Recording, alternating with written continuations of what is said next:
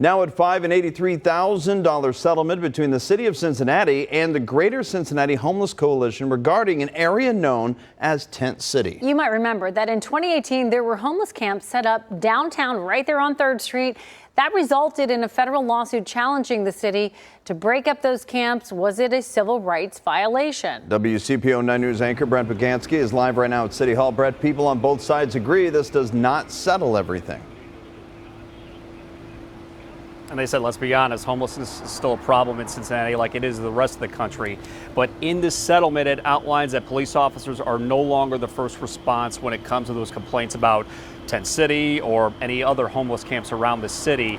But there's still questions after this settlement about where some people are supposed to go. It was very uncomfortable back in 2018. It grew exponentially. Jackie Bryson is the president of the Cincinnati Downtown Residents Council and remembers what it looked like on 3rd Street downtown. And to walk through a tent city, to go to the ballpark, to go down to the banks, that can be awkward and uncomfortable. Cincinnati police officers broke up the area known as Tent City, which started a federal lawsuit where the plaintiffs, including the Greater Cincinnati Homeless Coalition, argued the city violated the camp's 8th Amendment rights.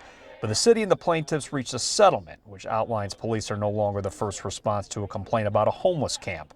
Someone from the city manager's office must go there to find out if the people there have access to a homeless shelter or permanent housing.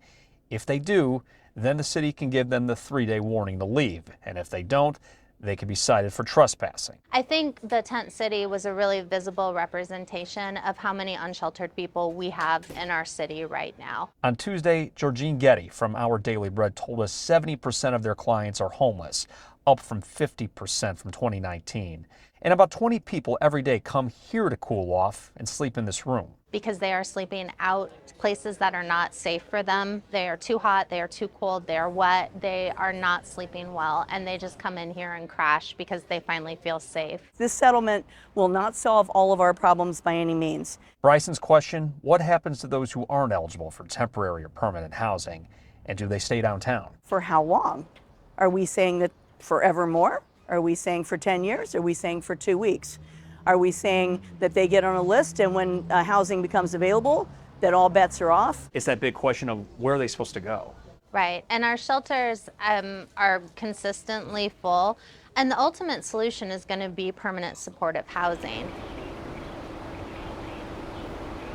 I spoke with Josh Spring from the Greater Cincinnati Homeless Coalition about 3 hours ago over the phone. He said right now they plan on having a press conference later this week to discuss with some of the plaintiffs of that original lawsuit about where they go from here now that that federal lawsuit is now over and they've reached a settlement with the city. We're live at City Hall tonight. Brett Paganski, WCPO 9 News.